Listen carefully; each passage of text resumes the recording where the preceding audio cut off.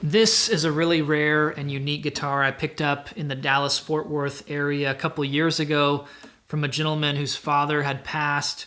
And he owned this guitar as well as a 1950s Gibson Les Paul Jr. Both were in really rough condition. You can see a very poor repair on the side here. It's got some holes and a number of cracks as well. But if you look in the sound hole, you'll see the model designation as 00018 and the serial number, which dates this guitar to 1943. That makes this guitar a World War II era Martin 00018. And the guitars during this time period were built a little bit different because many companies had to allocate resources towards the war effort. So they were restricted on how much metal they could use on these guitars. You see on the back of the tuners, there's no casing on the back, so we have the gears exposed. And also the tuners are just drilled right through the headstock, and there's no bushing here surrounding the tuner shaft. But the biggest difference with these guitars is that this one has an ebony truss rod. Goes through the middle of the neck here. They did away with the metal truss rod for just a few years and used ebony, which is a very dark, dense wood, in hopes that that would keep the neck straight and solid. Other than that, these guitars are really similar to the golden years, the 1930s Martins. They do have the 1 11/16 nut, which they started right around this time period. But it's a Martin 00018. It's the kind of smaller body guitar, a little bit thinner, you can see. But this should have a really unique sound, and hopefully today we're going to be able to find that out. I reached out to my friends over at Martin, sent them some pictures of the guitar, and they were kind enough to send a number of parts that we'll need today, including what I believe are some wooden bridge pins. We've got some different options for saddles and a new bone nut, and then also some string options as well, being 12 to 54 or 11 to 52. I think with this guitar we need to use a lighter gauge string and probably keep it tuned a little bit lower, because structurally I'm not sure how sound this guitar is. So let's go throw it on the bench and we'll try to get this guitar playable and see how it sounds.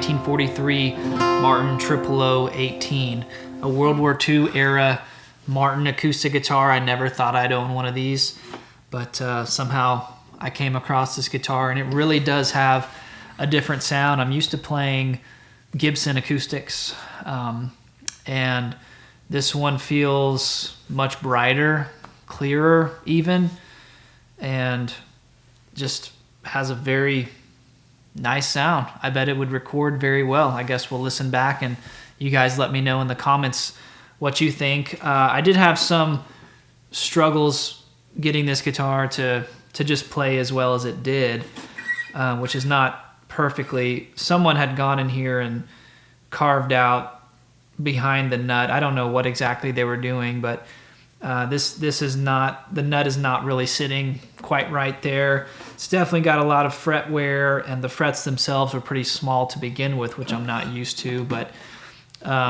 also the bridge is pulling up slightly, so the action at the 12th fret is a little tall, but there is some room still for me to level this bridge saddle and get the action down a little bit. I just didn't want to go too far for the purpose of today's video. I needed to get it playable, and you know, you can dial it in from there. But beyond that, I mean, this guitar is cracked and coming apart.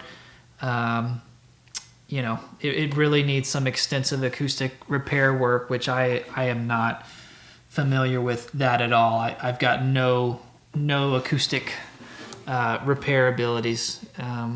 Maybe I'll find someone who can do acoustic repair stuff. We'll see. But for now, it sounds pretty good.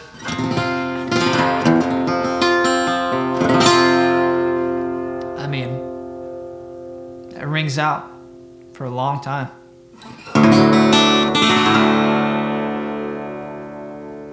Definitely a bright sounding guitar and very clear.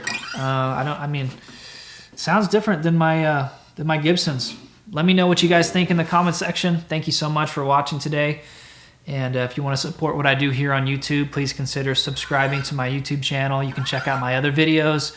You can also go listen to my album for free on most streaming platforms. You can also purchase a record or vinyl or a CD on my website as well. So appreciate you guys. I'll see you in the next one, all right? Peace.